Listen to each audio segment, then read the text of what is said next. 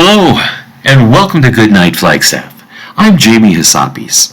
I'm a community member and educator here in Flagstaff, and I participate in this program because I love to read aloud, especially to children. Thank you for tuning in to our community story time. You can find a new chapter from one of our favorite family-friendly books at 8 p.m. each weeknight on the Literacy Center's YouTube channel and on Crater Radio, a local online radio station. The previous chapter is replayed on Crater Radio each weeknight at about 7:30, just before the new chapter airs. You can also listen to all previous Goodnight Flagstaff recordings on YouTube. We are currently reading The Two Towers by J.R.R. Tolkien. If you'd like to check it out to read along with us at home, it is available at the library. Check one out today with your Coconino County Library card. Please email us if you'd like to join our team of readers and connect with our community through stories. All ages are welcome. Our email is goodnightflagstaff@gmail.com. Last time we read together, the Ents had a meeting that lasted 3 days, and by the end of their meeting, they were ready to go to war against Saruman in Isengard. They marched to destroy Isengard or to their own doom, but either way, they may help the other peoples of Middle-earth. Chapter 5. The White Rider. "My very bones are chilled," said Gimli, flapping his arms and stamping his feet. Day had come at last. At dawn, the companions had made such breakfast as they could. Now, in the growing light, they were getting ready to search the ground again for signs of the hobbits. "And do not forget that old man," said Gimli. "I should be happier if I could see the print of a boot." "Why would that make you happy?" said Legolas. "Because an old man with feet that leave marks might be no more than he seemed," answered the dwarf. "Maybe," said the elf, "but a heavy boot might leave no print here. The grass is deep and springy." "That would not baffle a ranger," said Gimli. "A bent blade is enough for Aragorn to read, but I do not expect him to find any traces. It was an evil phantom of Saruman that we saw last night. I am sure of it, even under the light of morning. His eyes are looking out on us from Fangorn, even now, maybe." "It is likely enough," said Aragorn. "Yet I am not sure. I am thinking of the horses. You said last night, Gimli, that they were scared away, but I did not think so. Did you hear them, Legolas? Did they sound to you like beasts in terror?" "No," said Legolas. "I heard them clearly, but for the darkness and our own fear, I should have guessed that they were beasts wild with some sudden gladness. They spoke as horses will when they meet a friend that they have long missed."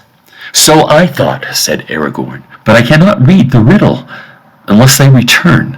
Come, the light is growing fast. Let us look first and guess later. We should begin here, near our own camping ground, searching carefully all about and working up the slope towards the forest. To find the hobbits is our errand, whatever we may think of our visitor in the night. If they escaped by some chance, then they must have hidden in the trees, or they would have been seen. If we find nothing between here and the eaves of the wood, then we will make a last search upon the battlefield and among the ashes. But there is little hope there. The horsemen of Rohan did their work too well." For some time the companions crawled and groped upon the ground. The tree stood mourning above them, its dry leaves now hanging limp and rattling in the chill easterly wind. Aragorn moved slowly away. He came to the ashes of the watchfire near the riverbank, and then began to retrace the ground back towards the knoll where the battle had been fought. Suddenly he stooped and bent low with his face almost in the grass. Then he called to the others. They came running up. "Here, at last, we find news," said Aragorn. He lifted up a broken leaf for them to see, a large pale leaf of golden hue, now fading and turning brown. "Here is a mallorn leaf of Lorien, and there are small crumbs on it, and a few more crumbs in the grass. And see, there are some pieces of cut cord lying nearby. And here is a knife that cut them," said Gimli.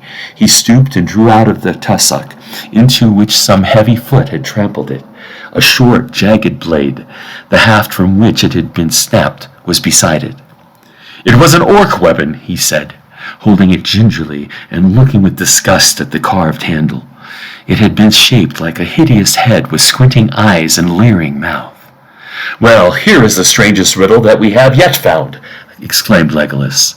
"A bound prisoner escapes both from the orcs and from the surrounding horsemen. He then stops, while still in the open, and cuts his bonds with an orc knife. But how and why? For if his legs were tied, how did he walk? And if his arms were tied, how did he use the knife? And if neither were tied, why did he cut the cords at all? Being pleased with his skill, he then sat down and quietly ate some whey bread.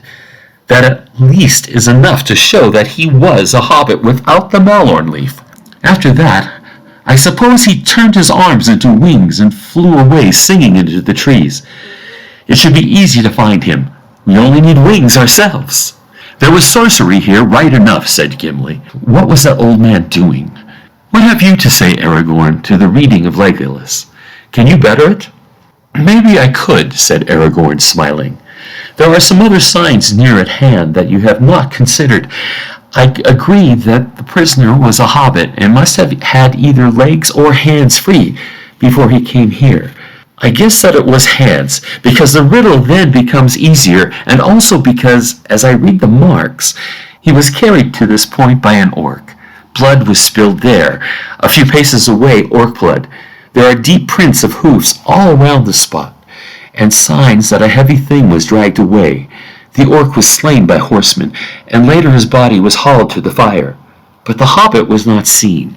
He was not in the open, for it was night, and he still had his elven cloak. He was exhausted and hungry, and it was not to be wondered at that, when he had cut his bonds with the knife of his fallen enemy, he rested and ate a little before he crept away.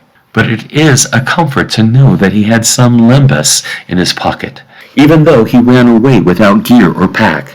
That, perhaps, is like a hobbit. I say he, though I hope and guess that both Merry and Pippin were here together. There is, however, nothing to show that for certain." "And how do you suppose that either of our friends came to have a free hand?"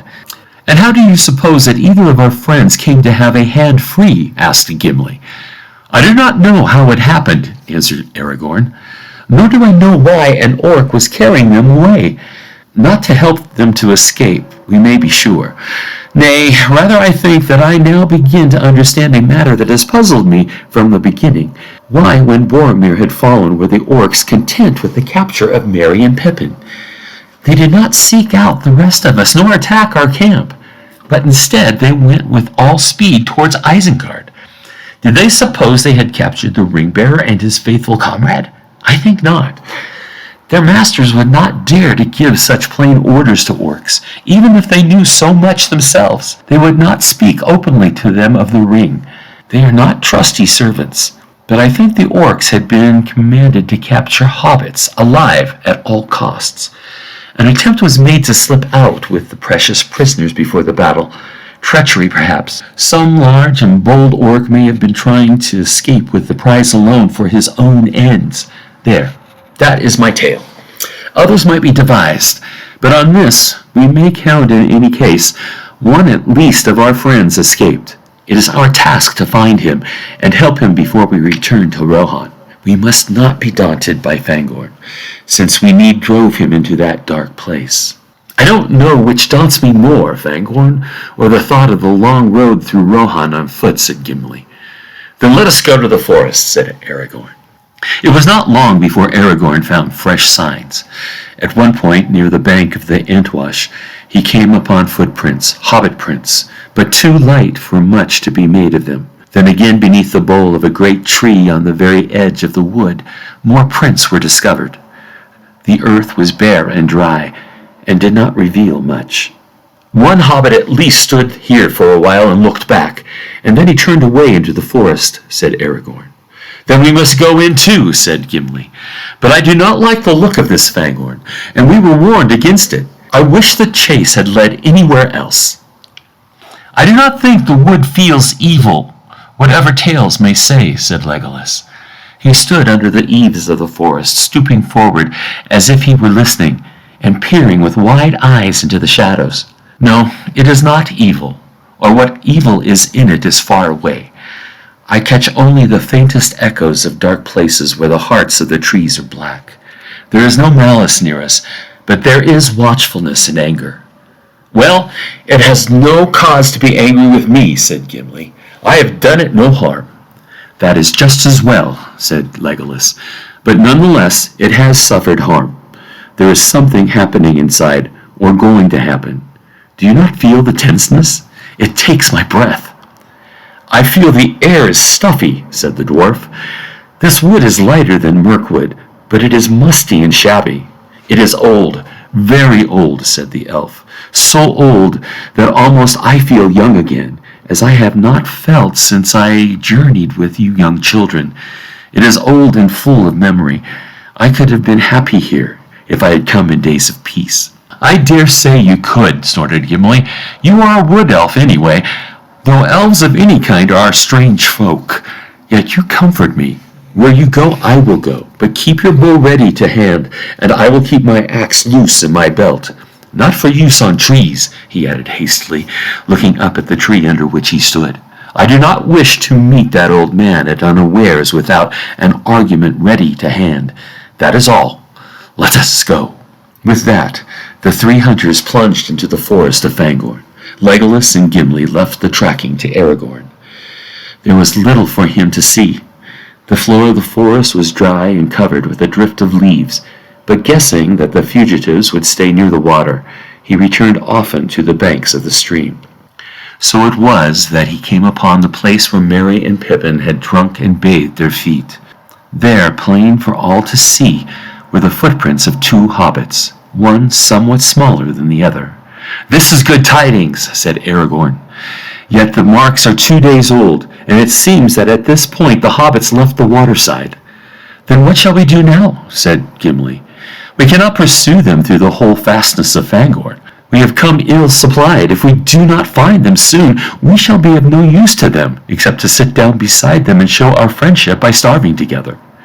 "If that is indeed all we can do, then we must do that," said Aragorn. "Let us go on." They came at length to the steep, abrupt end of Treebeard's Hill, and looked up at the rock wall with its rough steps leading to the high shelf. Gleams of sun were striking through the hurrying clouds, and the forest now looked less gray and drear. "Let us go up and look about us," said Legolas. "I still feel my breath short. I should like to taste of freer air for a while." The companions climbed up. Aragorn came last. Moving slowly, he was scanning the steps and ledges closely. "I am almost sure that the hobbits have been up here," he said. "But there are other marks, very strange marks, which I do not understand. I wonder if we can see anything from this ledge which will help us to guess which way they went next." He stood up and looked about, but he saw nothing that was of any use. The shelf faced southward and eastward, but only on the east was the view open. There he could see the heads of the trees descending in ranks towards the plain from which they had come. "We have journeyed a long way round," said Legolas. "We could have all come here safe together if we had left the great river on the second or third day and struck west. Few can foresee whither their road will lead them till they come to its end." "But we did not wish to come to Fangorn," said Gimli. "Yet here we are, and nicely caught in the nets," said Legolas. Look at what?" said Gimli. "There, in the trees." "Where? I have not elf eyes." "Hush! Speak more softly. Look," said Legolas, pointing. "Down in the wood, back in the way that we have just come. It is he. Cannot you see him passing from tree to tree?" I see now," hissed Gimli. "Look, Aragorn, did I not warn you? There is the old man, all in dirty gray rags. That is why I could not see him at first." Aragorn looked and beheld a bent figure moving slowly. It was not far away. It looked like an old beggar man, walking wearily, leaning on a rough staff. His head was bowed, and he did not look towards them. In other lands they would have greeted him with kind words, but now they stood silent, each feeling a strange expectancy. Something was approaching that held a hidden power or menace. Gimli gazed with wide eyes for a while as step by step the figure drew nearer. Then suddenly, unable to contain himself longer, he burst out, "Your bow, Legolas! Bend it! Get ready! It is Saruman! Do not let him speak or put a spell upon us! Shoot first!" Legolas took his bow and bent it, slowly, and as if some other will resisted him. He held an arrow loosely in his hand, but did not fit it to the string. Aragorn stood silent. His face was watchful and intent. "Why are you waiting? What's the matter with you?" said Gimli in a hissing whisper. "Legolas is right," said Aragorn quietly. "We may not shoot an old man so at unawares and unchallenged, whatever fear or doubt be on us. Watch and wait." At that moment, the old man quickened his pace and came with surprising speed to the foot of the rock wall. Then suddenly he looked up. While he stood motionless, looking down, there was no sound. They could not see his face. He was hooded, and above the hood he wore a wide-brimmed hat, so that all his features were overshadowed, except for the end of his nose and his gray beard. Yet it seemed to Aragorn that he caught the gleam of eyes keen and bright from within the shadow of the hooded brows. At last the old man broke the silence. "Well met indeed, my friends," he said in a soft voice. "I wish to speak to you. Will you come down, or shall I come up?" Without waiting for an answer, he began to climb. "Now!" cried Gimli. "Stop him, Legolas!" "Did I not say I wish to speak to you?" said the old man. "Put away that bow, Master Elf."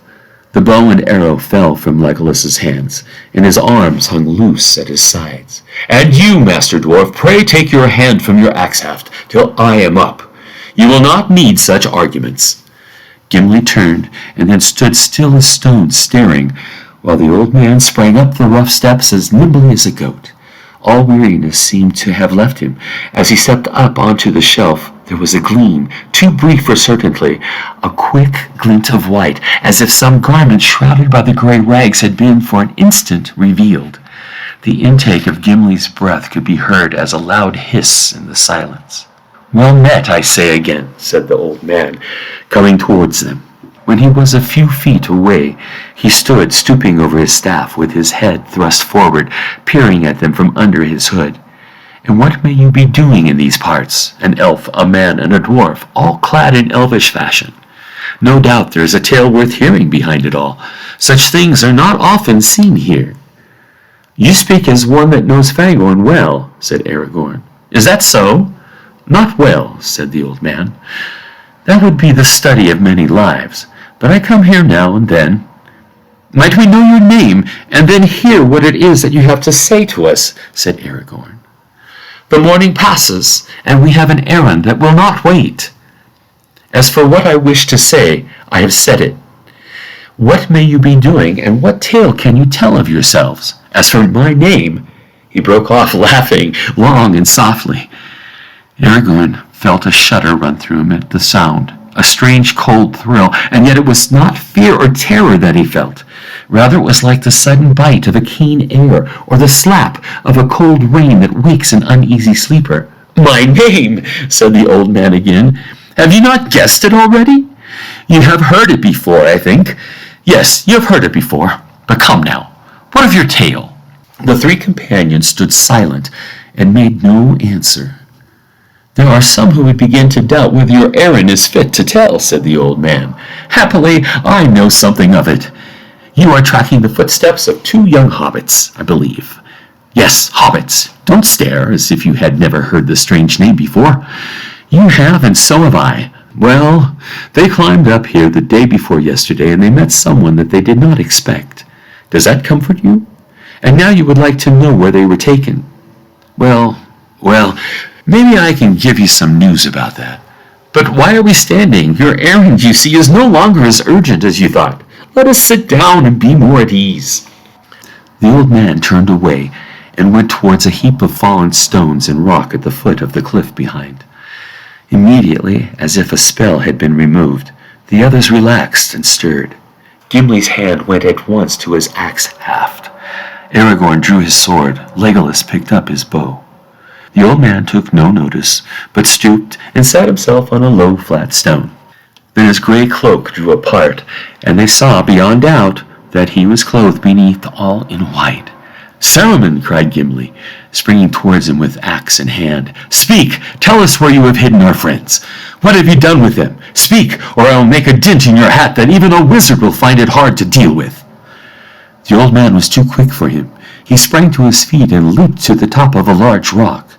There he stood, growing suddenly tall, towering above him. His hood and his rags were flung away. His white garments shone. He lifted up his staff, and Gimli's axe leaped from his grasp and fell ringing on the ground. The sword of Aragorn, stiff in his motionless hand, blazed with a sudden fire. Legolas gave a great shout and shot an arrow high into the air. It vanished in a flash of flame. "Mithrandir!" he cried. "Mithrandir!" "Well met, I say to you again, Legolas," said the old man. They all gazed at him. His hair was white as snow in the sunshine, and gleaming white was his robe. His eyes under his deep brows were bright, piercing as the rays of the sun. Power was in his hand. Between wonder, joy, and fear they stood, and found no words to say. At last Aragorn stirred. "Gandalf," he said, "beyond all hope you returned to us in our need. What veil was over my sight? Gandalf!" Gimli said nothing, but sank to his knees, shading his eyes. "Gandalf," the old man repeated, as if recalling from old memory a long disused word. "Yes, that was the name. I was Gandalf." He stepped down from the rock, and picking up his gray cloak, wrapped it about him. It seemed as if the sun had been shining, but now it was hid in cloud again. "Yes, you may still call me Gandalf," he said, and the voice was the voice of their old friend and guide. "Get up, my good Gimli. No blame to you and no harm done to me. Indeed, my friends, none of you have any weapon that could hurt me. Be merry. We meet again at the turn of the tide. The great storm is coming, but the tide has turned." He laid his hand on Gimli's head, and the dwarf looked up and laughed suddenly. "Gandalf," he said, "but you are all in white." "Yes, I am white now," said Gandalf. "Indeed, I am Saruman.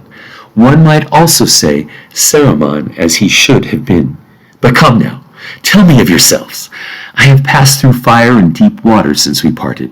I have forgotten much that I thought I knew, and learned again much that I had forgotten.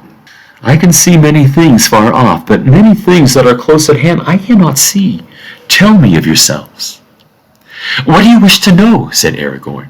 "All that has happened since we parted on the bridge would be a long tale. Will you not first give us news of the hobbits? Did you find them, and are they safe?" "No, I did not find them," said Gandalf. "There was a darkness over the valleys of the Emyn and I did not know of their captivity until the eagle told me." "The eagle," said Legolas. "I have seen an eagle high and far off. The last time was 4 days ago above the Emyn." "Yes," said Gandalf, "that was Gwaihir the Windlord, who rescued me from Orthanc. I sent him before me to watch the river and gather tidings. His sight is keen, but he cannot see all that passes under hill and tree. Some things he has seen, and others I have seen myself. The ring now has passed beyond my help or the help of any of the company that set out from Rivendell. Very nearly it was revealed to the enemy, but it escaped. I had some part in that, for I sat in a high place, and I strove with the dark tower, and the shadow passed. Then I was weary, very weary, and I walked long in dark thought." "Then you know about Frodo," said Gimli. "How do things go with him?" "I cannot say. He was saved from a great peril, but many lie before him still. He resolved to go alone to Mordor, and he set out. That is all that I can say." "Not alone," said Legolas. "We think that Sam went with him." "Did he?" said Gandalf, and there was a gleam in his eye and a smile on his face. "Did he indeed? It is news to me, yet it does not surprise me. Good, very good. You lighten my heart. You must tell me more. Now sit by me and tell me the tale of your journey." The companion sat on the ground at his feet, and Aragorn took up the tale. For a long while Gandalf said nothing, and he asked no questions. His hands were spread upon his knees, and his eyes were closed. At last, when Aragorn spoke of the death of Boromir and of his last journey upon the great river, the old man sighed. "You have not said all that you know or guess, Aragorn, my friend," he said quietly. "Poor Boromir. I could not see what happened to him. It was a sore trial for such a man, a warrior, a lord of men. Galadriel told me that he was in peril, but he escaped at the end. I am glad. It was not in vain that the young hobbits came with us, if only for Boromir's sake. But that is not the only part they have to play. They were brought to Fangorn, and their coming was like the falling of small stones that starts an avalanche in the mountains. Even as we talk here, I hear the first rumblings. Saruman had best not be caught away from home when the dam bursts." "In one thing you have not changed, dear friend," said Aragorn. "You still speak in riddles." "What? In riddles?" said Gandalf. "No, for I was talking aloud to myself, a habit of the old. They chose the wisest person present to speak to. The long explanations needed by the young were wearying." He laughed, but the sound now seemed warm and kindly as a gleam of sunshine. "I am no longer young, even in the reckoning of men of the ancient houses," said Aragorn. "Will you not open your mind more clearly to me?" "What then shall I say?" said Gandalf, and paused for a while in thought. "This in brief is how I see things at the moment, if you wish to have a piece of my mind as plain as possible. The enemy, of course, has long known that the ring is abroad, and that it is borne by a hobbit. He knows now the number of our company that set out from Rivendell, and the kind of each of us, but he does not yet perceive our purpose clearly. He supposes that we were all going to Minas Tirith, for that is what he would himself have done in our place, and according to his wisdom, it would have been a heavy stroke against his power. Indeed, he is in great fear, not knowing what mighty one may suddenly appear, wielding the ring and assailing him with war, seeking to cast him down and take his place. That we should wish to cast him down and have no one in his place is not a thought that occurs to his mind. That we should try to destroy the ring itself has not yet entered into his darkest dream, in which no doubt you will see our good fortune and our hope. For imagining war, he has let loose war, believing that he has no time to waste, for he that strikes the first blow, if he strikes it hard enough, may need to strike no more. So the forces that he has long been preparing, he is now setting in motion sooner than he intended. Wise fool!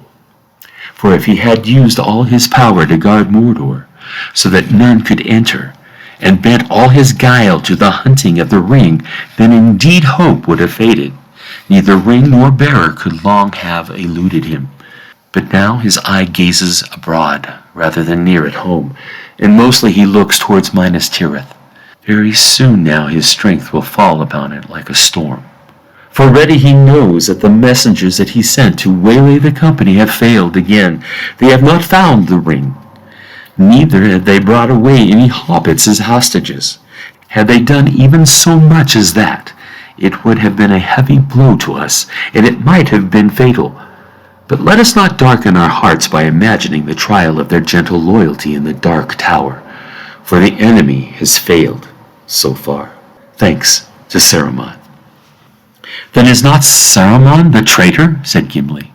"Indeed, yes," said Gandalf, "doubly, and is not that strange? Nothing that we have endured of late has seemed so grievous as the treason of Isengard.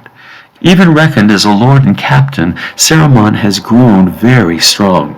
He threatens the men of Rohan, and draws off their help from Minas Tirith, even as the main blow is approaching from the east.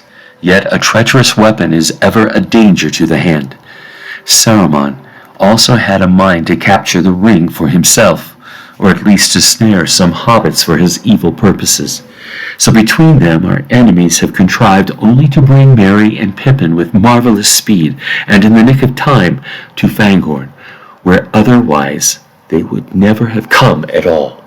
Also they have filled themselves with new doubts that disturb their plans. No tidings of the battle will come to Mordor. thanks to the horsemen of Rohan. But the Dark Lord knows that 2 hobbits were taken to the Emyn Muil and borne away towards Isengard against the will of his own servants. He now has Isengard in fear as well as Minas Tirith. If Minas Tirith falls, it will go ill with Saruman. "It is a pity that our friends lie in between," said Gimli.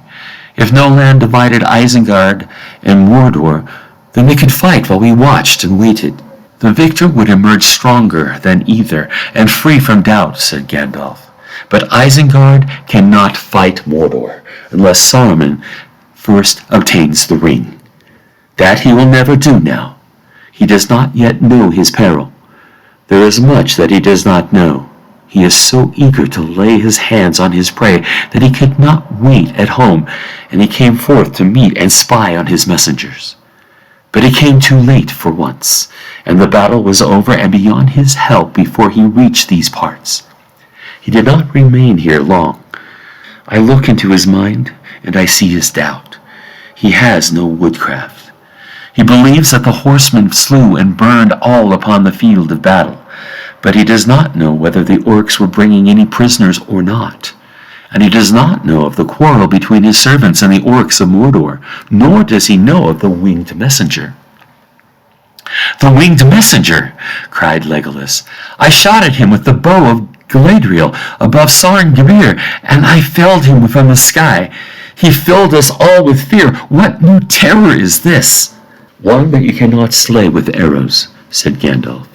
"You only slew his steed. It was a good deed, but the rider was soon horsed again, for he was a Nazgul, one of the 9, who ride now upon winged steeds. Soon their terror will overshadow the last armies of our friends, cutting off the sun. But they have not yet been allowed to cross the river, and Saruman does not know of this new shape in which the ring-wraiths have been clad. His thought is ever on the ring. Was it present in battle? Was it found? What if Theoden, Lord of the Mark, should come by it and learn of its power? That is the danger that he sees, and he has fled back to Isengard to double and treble his assault on Rohan. And all the time there is another danger, close at hand, which he does not see. Busy with his fiery thoughts, he has forgotten Treebeard." "Now you speak to yourself again," said Aragorn with a smile. "Treebeard is not known to me, and I have guessed part of Saruman's double treachery.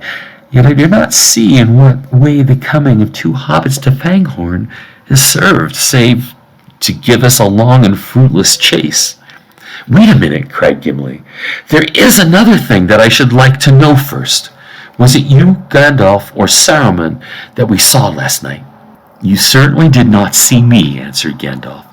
"Therefore I must guess that you saw Saruman.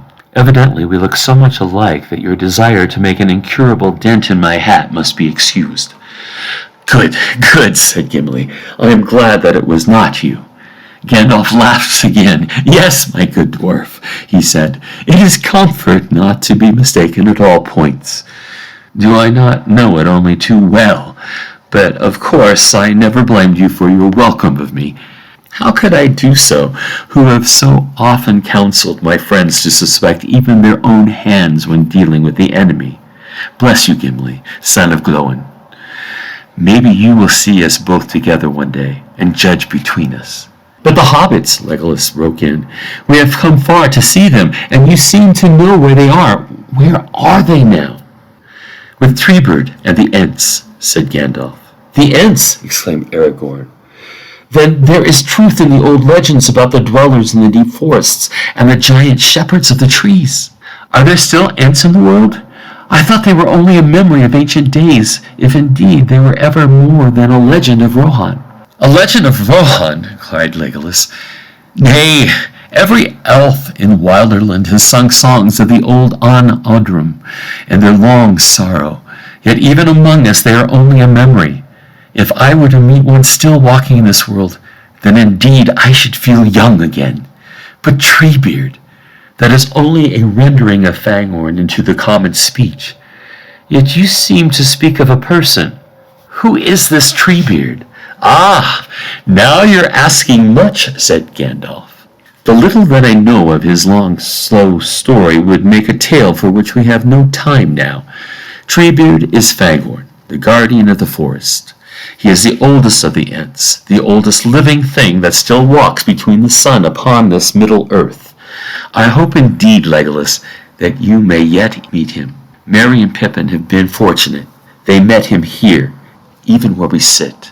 For he came here 2 days ago, and bore them away to his dwelling far off by the roots of the mountains. He often comes here, especially when his mind is uneasy, and rumors of the world outside trouble him. I saw him 4 days ago striding among the trees, and I think he saw me, for he paused. But I did not speak, for I was heavy with thought, and weary after my struggle with the Eye of Mordor. And he did not speak either, nor call my name. Perhaps he also thought that you were Saruman, said Gimli, but you speak of him as if he was a friend. I thought Fangorn was dangerous.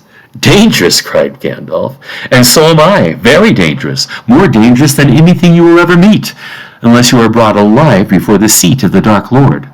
And Aragorn is dangerous, and Legolas is dangerous. You are beset with dangers, Gimli, son of Glóin, for you are dangerous yourself, in your own fashion.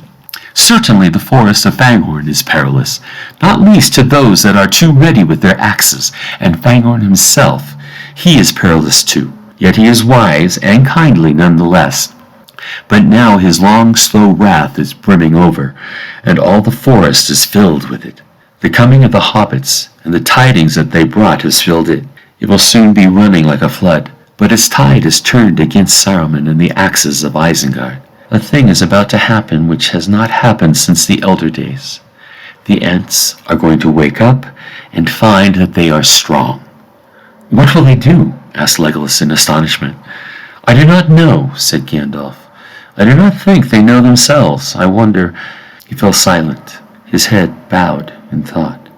The others looked at him. A gleam of sun through fleeting clouds fell on his hands, which lay now upturned on his lap. They seemed to be filled with light as a cup is with water. At last he looked up and gazed straight at the sun. The morning is wearing away, he said. Soon we must go. Do we go to find our friends and to see Treebeard? Asked Aragorn. No, said Gandalf. That is not the road that you must take. I have spoken words of hope, but only of hope. Hope is not victory. War is upon us and all our friends. A war in which only the use of the ring could give us surety of victory. It fills me with great sorrow and great fear, for much shall be destroyed, and all may be lost. I am Gandalf, Gandalf the White, but black is mightier still. He rose and gazed out eastward, shading his eyes, as if he saw things far away that none of them could see. Then he shook his head. No, he said in a soft voice, it has gone beyond our reach. Of that at least let us be glad. We can no longer be tempted to use the ring. We must go down to face a peril near despair, yet that deadly peril is removed. He turned. Come, Aragorn, son of Arathorn, he said. Do not regret your choice in the valley of Emyn nor call it a vain pursuit. You chose amid doubts the path that seemed right. The choice was just, and it has been rewarded. For so we have met in time, who otherwise might have met too late. But the quest of your companions is over. Your next journey is marked by your given word. You must go to Edoras and seek out Theoden in his hall, for you are needed. The light of Andúril must now be uncovered in the battle for which it has so long waited. There is war in Rohan, and worse, evil. It goes ill with Theoden. Then we're not going to see merry young hobbits again, said Legolas. I did not say so, said Gandalf. Who knows? Have patience. Go where you must go and hope. To Edoras, I go thither also.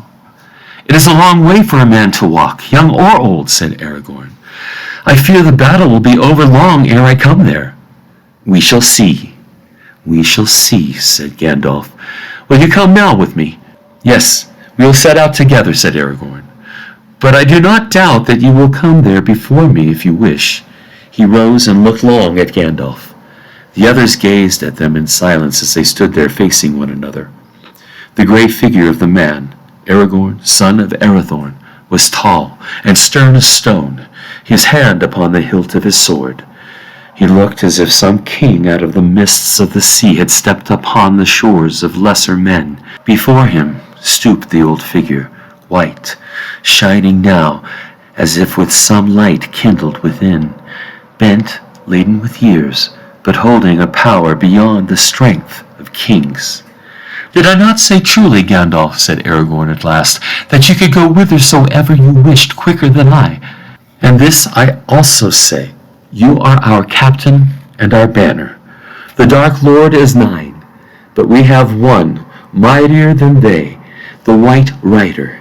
He has passed through the fire and the abyss, and they shall fear him.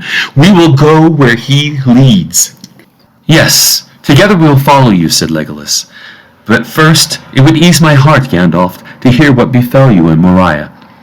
Will you not tell us? Can you not stay even to tell your friends how you were delivered?" "I have stayed already too long," answered Gandalf. "Time is short. But if there were a year to spend, I would not tell you all." "Then tell us what you will, and time allows," said Gimli. "Come, Gandalf, tell us how you fared with the Balrog."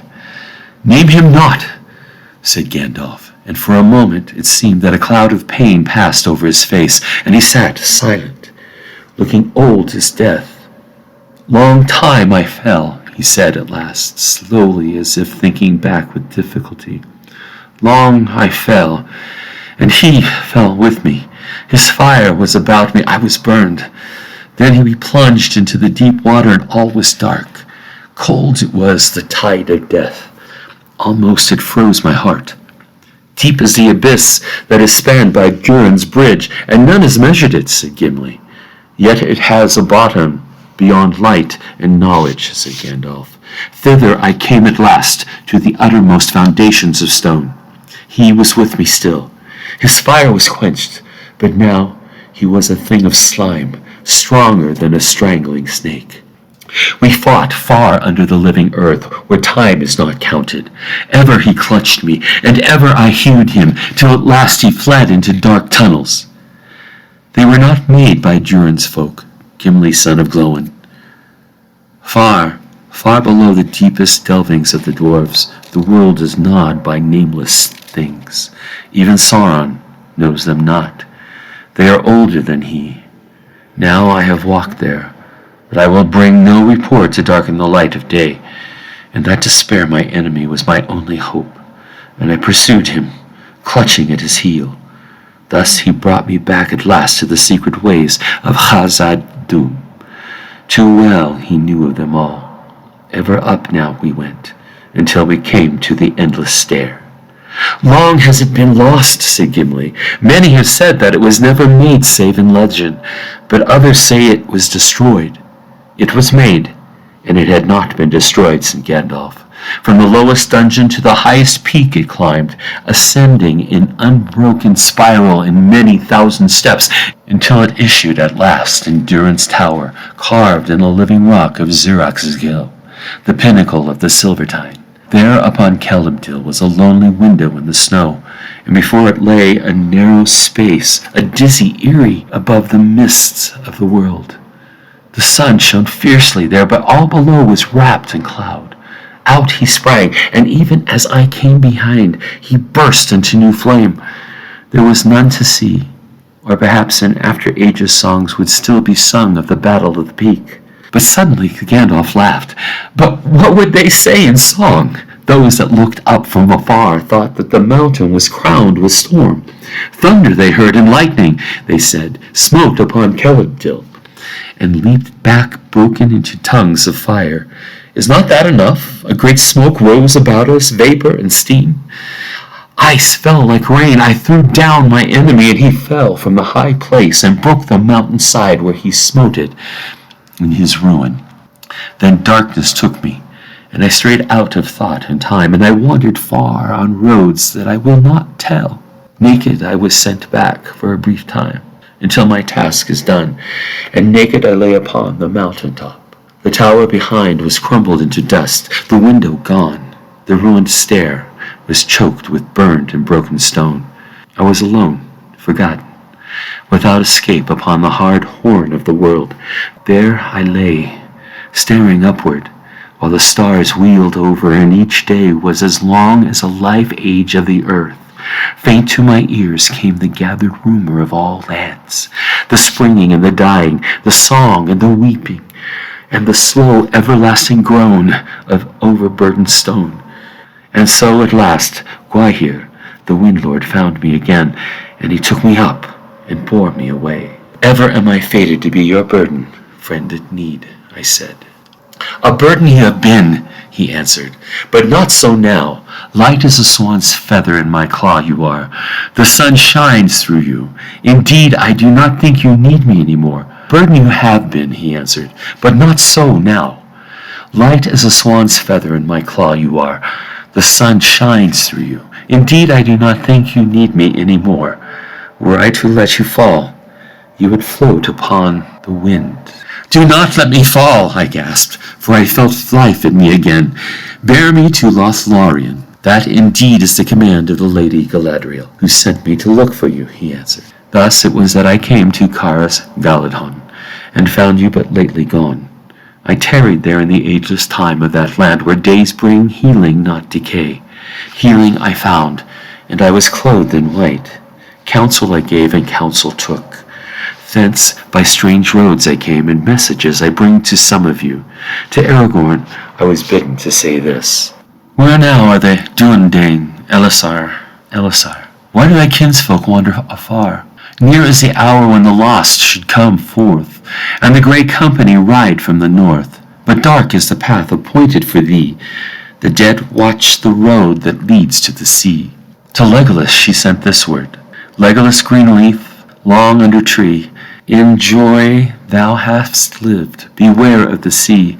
If thou hearest the cry of the gull on the shore, thy heart shall then rest in the forest no more.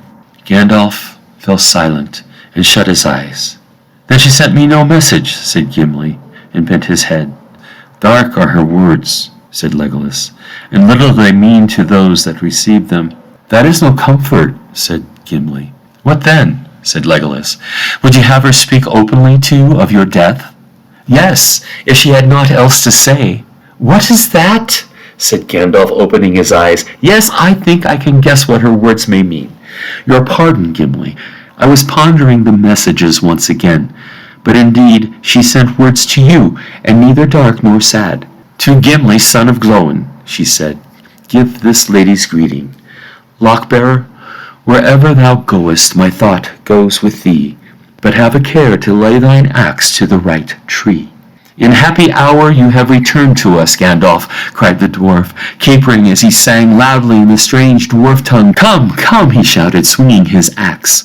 Since Gandalf's head is now sacred, let us find one that is right to cleave. That will not be far to seek, said Gandalf, rising from his seat. Come. We have spent all the time that is allowed for a meeting of parted friends. Now there is need of haste. He wrapped himself again in his old tattered cloak and led the way. Following him, they descended quickly from the high shelf and made their way back through the forest, down the bank of the Entwash. They spoke no more words until they stood again upon the grass beyond the eaves of Fangorn. There was no sign of their horses to be seen. They have not returned, said Legolas. It will be a weary walk. I shall not walk. Time presses, said Gandalf. Then lifting up his head, he gave a long whistle. So clear and piercing was the note that the others stood amazed to hear such a sound come from those old bearded lips. 3 times he whistled, and then faint and far off it seemed to them that they heard the whinny of a horse borne up from the plains upon the eastern wind. They waited, wondering. Before long there came the sound of hoofs. For at first hardly more than a tremor of the ground, perceptibly only to Aragorn as he lay upon the grass, then growing steadily louder and clearer to a quick beat. There is more than one horse coming, said Aragorn. Certainly, said Gandalf.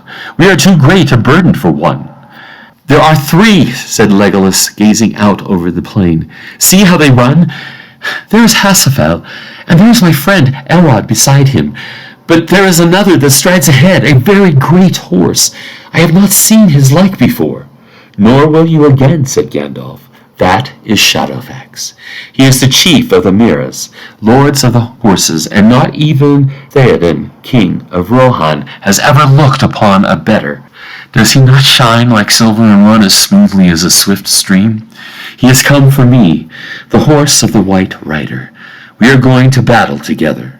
Even as the old wizard spoke, the great horse came striding up the slope towards them. His coat was glistening and his mane flowing in the wind of his speed. The two others followed, now far behind. As soon as Shadowfax saw Gandalf, he checked his pace and whinnied loudly. Then trotting gently forward, he stooped his proud head and nuzzled his great nostrils against the old man's neck. Gandalf caressed him. "It is a long way from Rivendell, my friend," he said. "But you are wise and swift and come at need. Far let us ride now together, and part not in this world again." Soon the other horses came up and stood quietly by, as if awaiting orders. "We go at once to Medusel, the hall of your master Theoden," said Gandalf, addressing them gravely. They bowed their heads. "Time presses, so with your leave, my friends, we will ride. We beg you to use all the speed that you can. Hasafel shall bear Aragorn and Arod Legolas. I will set Gimli before me, and by his leave Shadowfax shall bear us both. We will wait now only to drink a little." "Now I understand a part of last night's riddle," said Legolas as he sprang lightly upon Arod's back. "Whether they fled at first in fear or not, our horses met Shadowfax, their chieftain, and greeted him with joy. Did you know that he was at hand, Gandalf?" "Yes, I knew," said the wizard. "I bent my thought upon him, bidding him to make haste, for yesterday he was far away in the south of his land. Swiftly he bare me back again." Gandalf now spoke to Shadowfax, and the horse set off at a good pace, yet not beyond the measure of the others. After a little while he turned suddenly, and choosing a place where the banks were lower, he waded the river, and then led them away due south into a flat land, treeless and wide. The wind went like gray waves through the endless miles of grass. There was no sign or road or track, but Shadowfax did not stay or falter. "He is steering a straight course now for the halls of Theoden under the slopes of the White Mountains," said Gandalf. "It will be quicker so. The ground is firmer in the Eastamnet, where the chief northward track lies, across the river, but Shadowfax knows the way through every fen and hollow."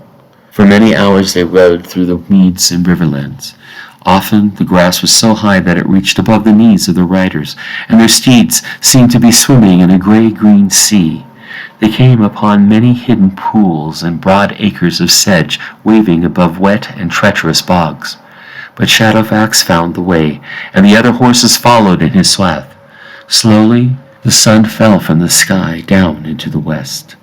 Looking out over the great plain, far away, the riders saw it for a moment like a red fire sinking into the grass. Low upon the edge of sight, shoulders of the mountains glinted red upon their side. A smoke seemed to rise up and garden the sun's disk to the hue of blood, as if it had kindled the grass as it passed down under the rim of earth. "There lies the gap of Rohan," said Gandalf. "It is now almost due west of us. That way lies Isengard." "I see a great smoke," said Legolas. "What may that be?" "Battle and war," said Gandalf. "Right on." Thank you for tuning in. Join us next time for the first half of Chapter 6 in Book 3 of The Two Towers. Good night, Flagstaff.